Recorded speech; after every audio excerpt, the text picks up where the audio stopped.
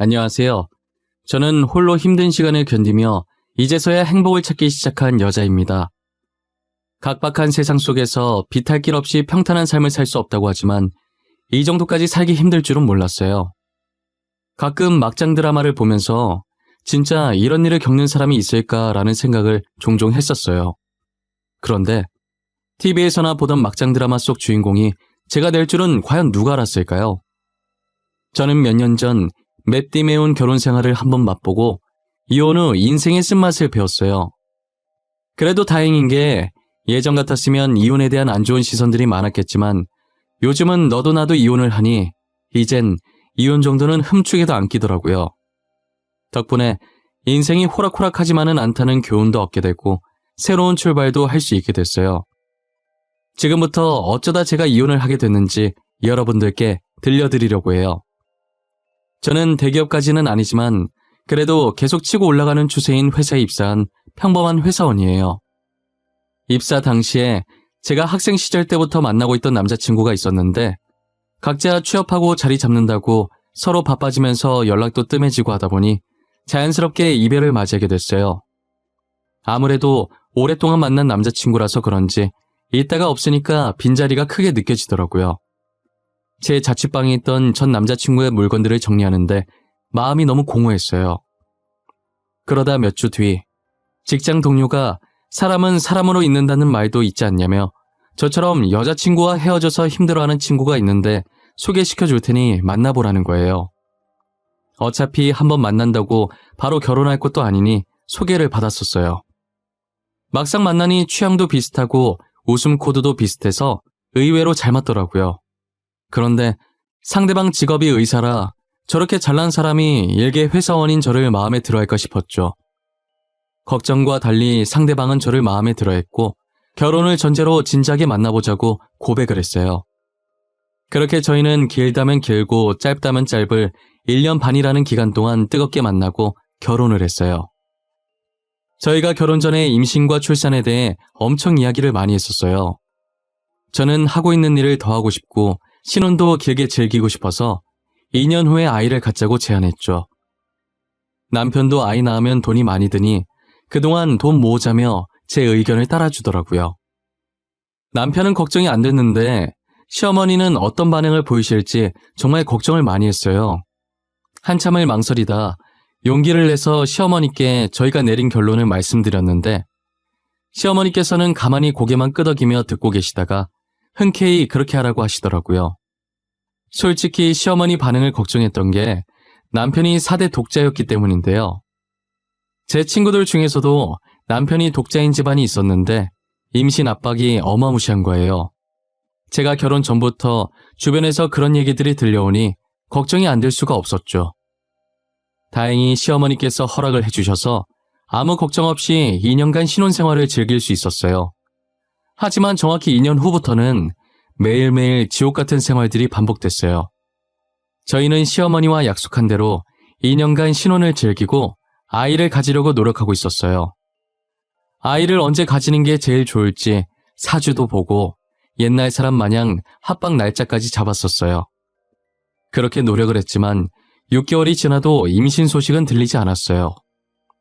제가 계속해서 임신 소식을 들고 오지 않자 시어머니께서는 날마다 저를 찾아와 2년이면 많이 봐줬다고 빨리 아들을 낳으라고 재촉을 하시더라고요. 아이를 가지고 싶다고 해서 쉽게 가질 수 있는 게 아니니 조금만 기다려달라고 했지만 제 말은 도통 들으려고 하시질 않았어요. 남편은 4대 독자에 시간은 자꾸 흐르니 애가 타신 시어머니의 아들 타령은 갈수록 심해졌어요. 한 번은 시어머니께서 양손 가득 뭔가를 들고 저희 집에 방문을 하셨더라고요. 시어머니 손에 든 것은 조금 큰 쇼핑백과 자그마한 보따리였는데 쇼핑백 안에는 한약 한 상자가 들어있었고 보따리 안엔 쓴 흔적이 있는 여자 속옷과 부적이 있는 거예요. 도대체 이걸로 뭐 하시려고 하나 싶어서 시어머니께 물었죠. 이게 다 뭐예요? 이거 누가 입던 속옷 아니에요? 부적은 또 왜 가지고 오셨어요? 설마 저희 집에 붙이려고 가지고 오신 건 아니죠? 맞는데?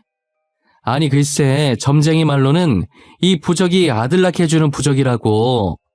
이거 붙인 사람들은 죄다 아들을 낳았다지 뭐야? 아, 그러고 이건 아이 잘 들어서게 해주는 한약. 어머님, 이런 거 다 거짓말이에요. 돈 받고 팔려고 무슨 말을 못하겠어요. 부적은 그렇다 치고 같이 들어있던 속옷은 뭐예요? 여기 살짝 해진 게 누가 쓰던 것 같은데? 아, 이거 아들만 셋 낳은 여자가 썼던 속옷이야. 이거 입고 자면 아들을 낳을 수 있다더라고. 그래서 내가 어렵게 구해왔지. 다들 그 여자 속옷 가져갈 거라고 난리더라니까. 남이 쓰던 속옷을 어떻게 입어요, 어머님? 저는 절대 못 입어요. 그냥 부적 붙이고 한약 꼬박꼬박 챙겨 먹을게요. 예, 못 입는 게 어디 있어. 그냥 눈 딱 한 번 감고 입으면 되는 걸. 다른 건 몰라도 이거 입고 아들 낳은 사람 내가 확실히 봤어. 미신에 맹신하시던 시어머니는 여기저기서 주워들은 걸 제게 써먹으려고 하시더라고요. 한약은 그렇다 치는데 부적이며 아들 낳은 여자가 입었던 속옷이며 아들만 낳을 수 있다면 아들 낳은 여자의 똥도 주워올 사람이었어요. 저는 목에 칼이 들어와도 입기 싫었는데 딱 한 번만 입으라고 사정을 하길래 정말 미친 척하고 잠깐 입어보다가 몇 초도 안 돼서 정신 차리고 바로 벗었던 것 같아요. 제가 살다 남이 입었던 속옷을 입는 날도 다오네요. 저는 험한 꼴을 더 보이고 싶지 않아서 얼른 아이를 가져야겠다는 생각이 들었어요. 혹시나 내 몸에 문제가 있어서 임신이 되지 않는 게 아닌가 싶어서 병원에 검사를 받으러 갔어요. 떨리는 마음으로 검사 결과를 기다리는데 제가 배란 장애 때문에 임신이 안 되는 것 같다고 하시는 거예요. 심각한 정도는 아니고 꾸준히 치료를 하면 자연 임신할 수 있으니 걱정하지 말라고 하시더라고요. 그래도 아예 임신을 못하는 건 아니라고 해서 정말 다행이라고 생각했어요. 하지만 남편과 시어머니는 임신 가능성이 있음에도 불구하고 저를 하자 있는 사람처럼 취급하더라고요. 도대체 애 하나도 못 가지고 뭐하고 있냐부터 시작해서 애 못 가지는 여자는 여자도 아니라며 제 자존심을 지하까지 끌어내리는 말들만 골라서 하기 시작했어요. 아무리 시어머니께서 아들에 집착하는 사람이라고는 하지만 그래도 같은 여자로서 시어머니만큼은 제 마음을 이해해 주실 줄 알았어요. 이해는커녕 삿대질을 해가면서 상처가 되는 모진 말들을 서슴없이 내뱉으셨죠. 저는 시댁의 구박을 받으면서도 아이를 낳기 위해 치료를 열심히 받았어요. 하지만 치료를 받고 의사한테서 이제 임신이 가능하겠다는 결과도 얻었지만 여전히 제게 임신 소식이 들리지 않았어요.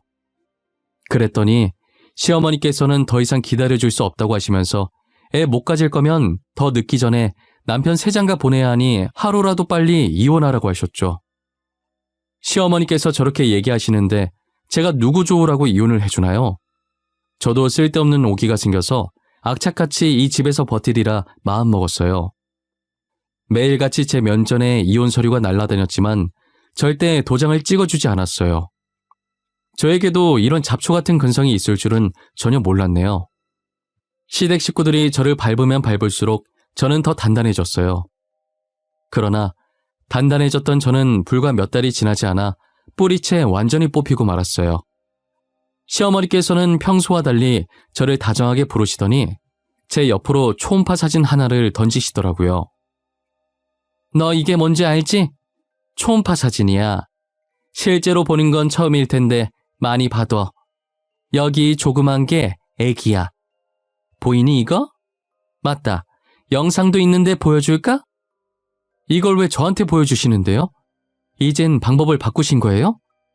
도대체 무슨 꿍꿍이로 이러시는 거예요? 그냥 평소처럼 화를 내세요. 이제 할미가 될 사람인데 점잖게 지내야지. 화를 내서야 되겠어? 저 사진 속 애기 내 새끼야. 우리 손주라고. 그러니까 우리 아들 좀 이제 놔줘. 그이 애라고요? 확실한 거예요? 괜히 저 떼어내고 싶어서 수 쓰시는 거 아니고요? 예, 너는 이런 대우 받으면서도 우리 집에 붙어있고 싶니? 나 같으면 진작에 이혼했겠다. 진짜 내 손주 맞고 위자료 달라는 대로 줄 테니까 아들 발목 그만 잡고 제발 이혼 좀 해줘. 부탁이야, 응? 저는 애써 괜찮은 척 정신 부여잡고 표정 관리하면서 시어머니 말에 맞받아치긴 했지만 남편에게 상간녀가 있었다는 것도 그리고 그 여자가 임신을 했다는 것도 너무 충격이었어요. 남편과 상간녀는 의사와 환자로 만나 사랑을 키워갔더라고요. 시어머니 말을 들어보니 상간녀가 꽤나 돈이 많은 집안의 사람인 것 같았어요. 돈도 많은데 거기에 남편 아이까지 임신을 했으니 당연히 결혼을 서두르고 싶었겠죠. 그러기 위해서는 제일 먼저 제가 남편이랑 이혼을 해야 했고요. 제가 그동안 온갖 수모를 다 받으며 여기까지 어떻게 버텨왔는데 겨우 저 초음파 사진 한 장에 완전히 무너지게 되더라고요. 다른 여자가 남편의 아이까지 임신한 이상 제가 여기서 더 버티고 있을 이유는 없었어요. 결국 저는 남편에게 이혼 소송을, 상간녀에겐 상간녀 소송을 해서 위자료를 받을 수 있는 만큼 다 받아내고 그 집에서 나오게 됐어요. 하지만 저도 이대로 순순히 손 놓고 당하고만 있을 수는 없는 노릇이라 명예훼손으로 고소를 당하는 한이 있더라도 어떻게든 복수를 하리라고 마음먹었어요. 그간 구박을 받으면서 혹시나 필요할 때가 있지 않을까 싶어서 모아둔 녹음본들이 있었어요. 전 시어머니께서 제게 초음파 사진을 들이밀던 순간도 다 들어가 있었죠. 저는 의사협회 홈페이지에 들어가 익명으로 남편의 불륜 사실을 녹음본과 함께 올렸어요. 제가 올린 글은 삽시간에 조회수가 어마어마했고 남편 병원까지 이 얘기가 들어가게 됐죠. 남편 병원은 난리가 났고 결국 남편은 병원 이미지 떨어뜨린다는 이유로 잘리게 되었어요. 그리고 저는 의사협회에 더 이상 남편이 의사 생활을 못하게 블랙리스트로 추가시켜달라고 항의했죠. 사람들도 저런 의사한테 자기 배우자들 치료 맡겼다가 바람나면 어쩌냐고 힘을 실어주더라고요. 덕분에 모든 병원에 블랙리스트로 올라갔고 남편은 직접 개인 병원을 개원하지 않는 이상 어느 병원에도 들어갈 수가 없었어요. 복수를 하긴 했지만 마음의 상처가 너무 커서 저는 우울증에 걸리고 말았어요. 끝없이 파고드는 우울함이 업무까지 지장이 가기 시작해서 한동안 휴가를 내고 출근을 안 하다가 결국엔 퇴사를 하고 이대로 가다간 정말 죽을 것 같다는 생각에 본격적인 심리치료에 들어갔어요. 치료도 받고 부모님 곁으로 돌아가면서 점점 마음의 안정이 찾아오더라고요. 하지만 조금 더 쉬고 싶은 마음에 일을 다시 시작하지는 않고 있었어요. 저희 집안이 원래 할아버지께서 사업을 조금 크게 하셨어서 남긴 재산이 꽤 많은 편이었어요. 사업이라는 게 늘 잘 되는 것만은 아니기 때문에 저희 아버지는 사업을 좋아하지 않으셨어요. 그래서 할아버지 돌아가시고 아직 회사가 잘 나갈 때 다른 분께 비싸게 팔아 넘기셨고 아버지는 본인이 다니고 있던 회사에 계속 다니면서 매달 꼬박꼬박 월급은 받고 사셨죠.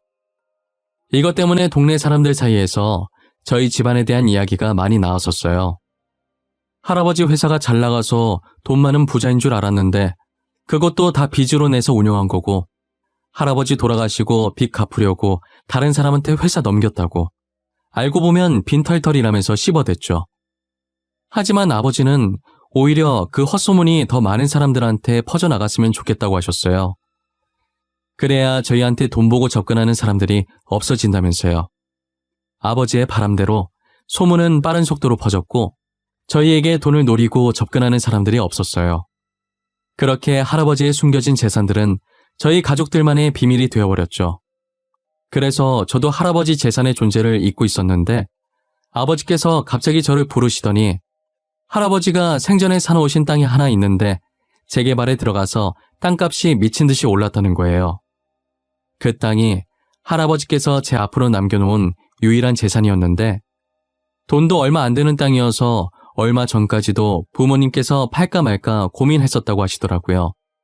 그런데 하루아침에 그 땅을 사고 싶다고 얼마를 부르든 다 맞춰서 줄 테니 팔아달라면서 연락 기다리겠다는 사람들이 많길래 알아보니 이런 상황이었던 거죠. 사람들 발길도 많아지고 있으니 거기에 건물을 하나 지으면 딱일 것 같다면서 제 명의로 지어서 1층은 제가 운영할 가게를 만들고 2층부터 4층까지는 저보고 하고 싶은 대로 하라고 하시더라고요. 제 수중에 당장 건물 올릴 비용이 없는데 이게 무슨 뚱딴지 같은 소리인가 했어요. 아빠, 내가 지금 돈이 어디 있다고 건물을 올려? 나랑 장난하자는 거야? 그냥 아무것도 하지 말고 가만히 내비둬. 아빠가 있는데 무슨 걱정이야? 내가 건물 지어줄게. 너는 그냥 돈 세고 있을 준비나 하고 있어. 이건 아빠가 주는 이혼 선물이야. 너도 이제 새 출발해야지. 우울증도 몸을 조금씩 움직여야 나. 아빠, 진짜지? 장난이었다고 모르게 없기다. 건물 지어주기로 나랑 약속한 거야? 안 그래도 치료 조금만 더 받고 슬슬 일해야겠다는 생각하고 있었어. 잘 생각했어. 일하면서 잡생각도 줄이고 그러다 보면 과거 일은 금방 잊혀져. 네가 어디가 못나서 그런 사람들 때문에 기죽어서 살아. 보란듯이 당당하게 살아야지. 아버지께서는 제게 약속하신 그대로 그 땅에 제 명의로 된 건물을 하나 지어주셨고 건물이 지어지는 동안에도 꾸준히 치료를 받으며 이전보다는 훨씬 더 좋아진 상태로 지내고 있었어요. 저는 아버지 말씀대로 건물 1층엔 가게를 운영하기 위해 잠시 비워뒀고 2층부터 4층은 원룸으로 만들어 월세를 받고 있었어요. 이젠 병원을 가지 않아도 될 만큼 정신이 말끔해져서 슬슬 가게를 열려고 생각하고 있었고 건물 상태도 확인할 겸 인테리어 구상도 좀 해볼 겸 해서 겸사겸사 건물을 찾아가 봤어요. 그런데 건물 청소하고 계시는 아주머니 뒷모습이 어딘가 되게 낯이 익더라고요. 누구였더라 기억을 되짚어보고 있는데 아주머니는 청소가 끝난 건지 걸레를 들고 일어나 청소용품을 차곡차곡 정리해서 나오고 계시더라고요. 점점 가까워지는 아주머니의 앞모습을 보니 바로 전 시어머니였어요. 전 시어머니는 저를 보고 잠시 멈칫하시더니 이내 아무렇지 않은 척 제 앞에 서시더라고요. 네가 여긴 무슨 일이냐? 설마 너 여기 사니? 원룸이라도 집값 어마어마하던데 우리가 준 위약금으로 들어간 거야? 겨우 원룸 가지고 되겠어요? 원룸 아니고 저 건물이 제 건물이에요. 그런데 제 건물을 아주머니께서 청소하고 계실 줄은 몰랐네요. 뭐? 아주머니?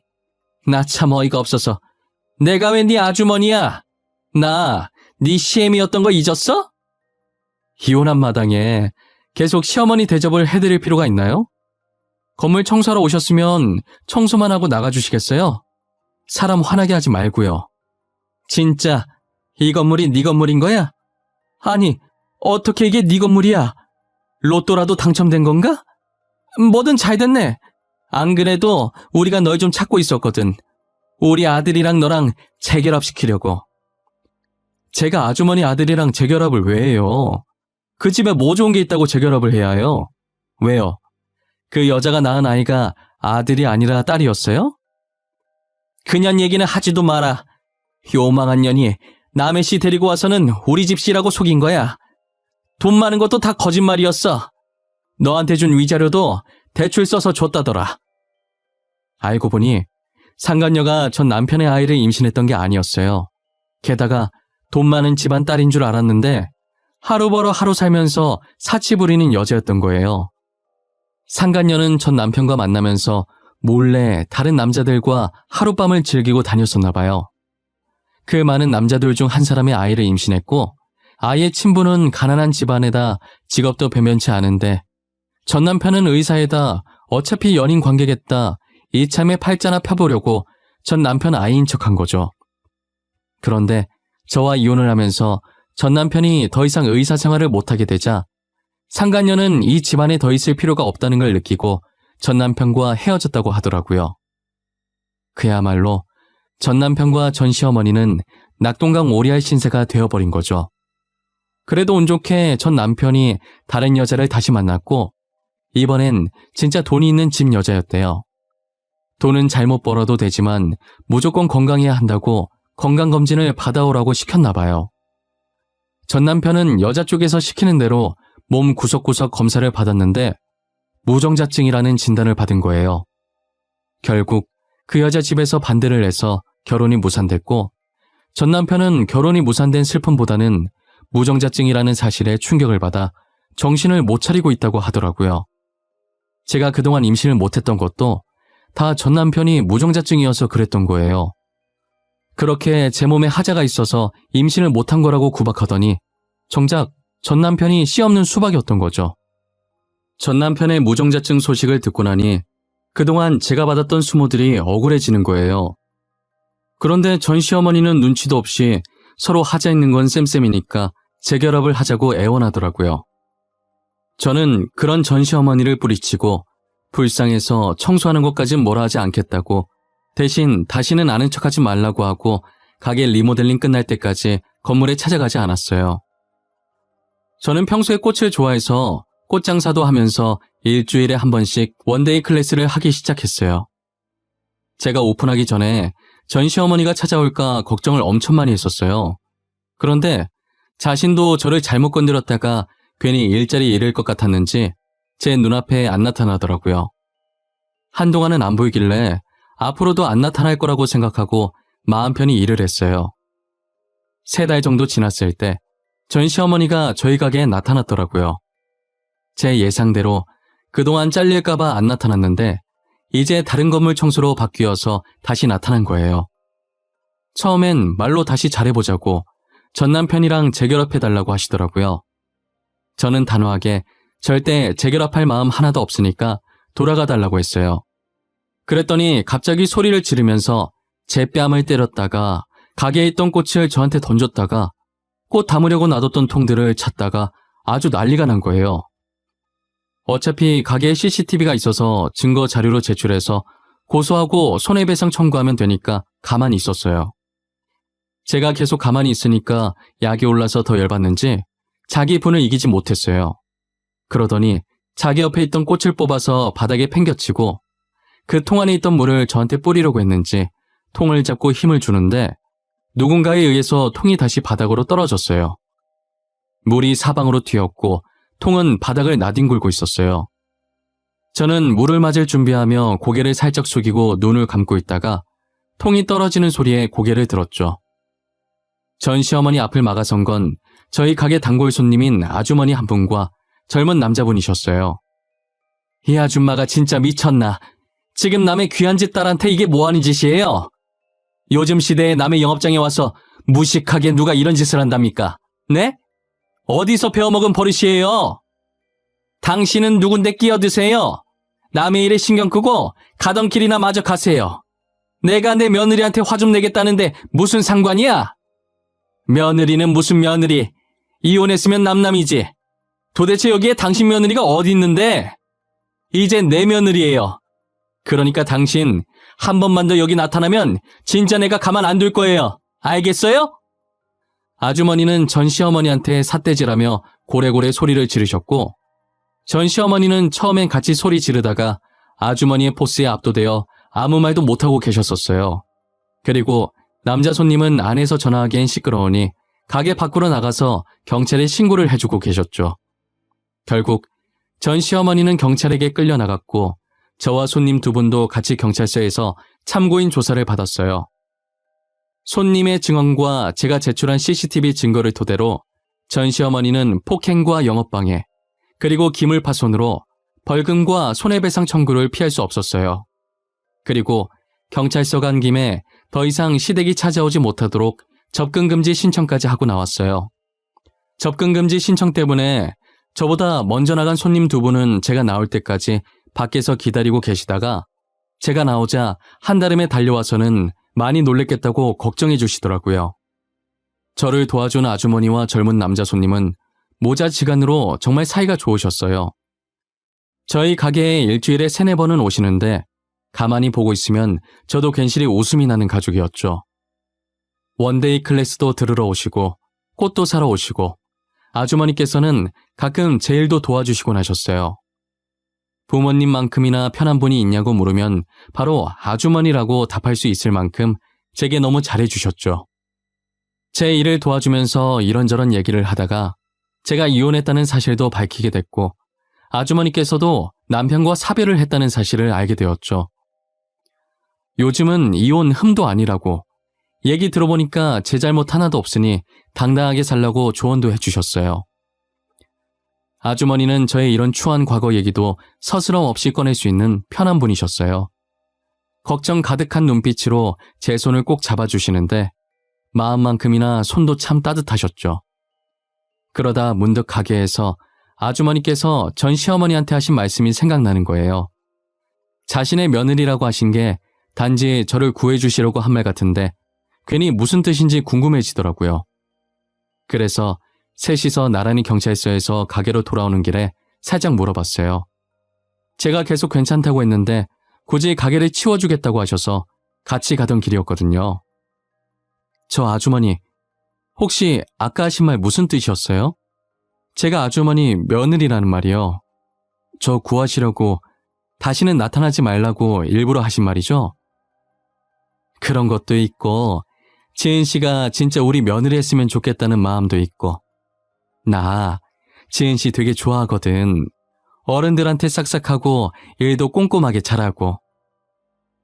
갑자기 고백 같은 거 받으니까 기분이 이상하네요. 저도 아주머니 좋아해요. 엄마같이 친근하고 편하고 따뜻한 분이시라 너무 좋아요. 괜찮으면 우리 아들 녀석 한번 안 만나볼래요? 애가 좀 답답해서 그렇지 심성은 착해. 사실 저 녀석 꽃에 관심 하나도 없어. 안 온다고 난리치다가 지은 씨 보고 반해서 오는 거야. 아이, 엄마. 그렇게 멋없이 말하면 어떡해. 내가 나중에 고백하려고 했단 말이야. 엄마 때문에 다 망쳤어. 이제 쪽팔려서 지은 씨 어떻게 보냐고. 자식아, 내가 오죽 답답하면 그랬겠냐? 사내답게 그냥 밥 한 끼 하자고 하면 될 걸 뭘 그렇게 꾸물거려. 그러다가 다른 잘난 남자한테 뺏기면 어쩌려고. 알고 보니 두 분은 저를 아내와 며느리감으로 마음에 들어서 저희 가게에 자주 오셨던 거였어요. 남자 손님이 저랑 안면 트고 친해진 뒤에 부담되지 않게 천천히 고백을 하려고 했는데 지켜보던 아주머니께서 답답한 나머지 먼저 말해버리신 거죠. 저는 어떻게 고백하든 두 분이 정말 좋으신 분이란 걸 알기 때문에 아무 상관이 없었어요. 저희는 아주머니 덕분에 얼떨결에 연애를 시작하게 됐죠. 그리고 현재 연애 6개월 만에 사랑의 결실을 맺게 되어 배가 더 불러오기 전에 결혼을 해야 할 것 같아서 저희는 초고속으로 결혼 날짜를 잡고 지금 이것저것 준비하느라 바쁜 하루를 보내고 있네요. 정말 하늘에서 정해놓은 짝이 따로 있는 것 같아요. 비록 6개월이라는 짧은 연애 기간이었지만 서로에 대해 많은 것을 알게 됐고 이렇게 아이까지 얻게 되니 이보다 더 행복할 수는 없는 것 같아요. 아이 못 가져서 구박받던 지난 날들을 싹 잊게 해주는 것 같아요. 이제 저도 좋은 인연들을 만나 새 출발을 준비하고 있으니 힘들었던 과거는 전부 지워버리고 새로운 가족들을 위해 지금 현재를 충실히 살아가 보려고 합니다. 여러분들은 저처럼 미련하게 5기로라도 버티고 있지 마시고 잘못된 인연은 빠르게 끊어버리세요. 주위를 둘러보면 더 좋은 사람들이 많은데 굳이 그런 사람들 때문에 상처받을 필요는 없잖아요. 그리고 이혼했다고 절대 나쁜 거 아니니까 고민하지 마시고 아니라고 생각될 때 바로 이혼하세요. 못 볼 꼴 더 보이기 전에 이혼하시는 게 서로한테 더 좋습니다. 세상에 반이 남자고 여자인데 제가 받은 상처 감싸줄 사람 한 명 없을까요? 똥차 가고 벤츠 온다는 말이 있듯이 저처럼 전 남편 같은 똥차 가고 현재 남편 같은 벤츠 올 수 있어요. 그러니 이혼녀 이혼남이라고 낙인 찍히는 것에 두려움을 가지지 않으셨으면 좋겠습니다. 저의 긴 이야기는 여기까지입니다. 지금까지 제 이야기 들어주신 모든 분들께 감사하고 늘 행복하셨으면 좋겠어요. 상처받지 않고 사랑만 받으며 살아가시길 바랄게요.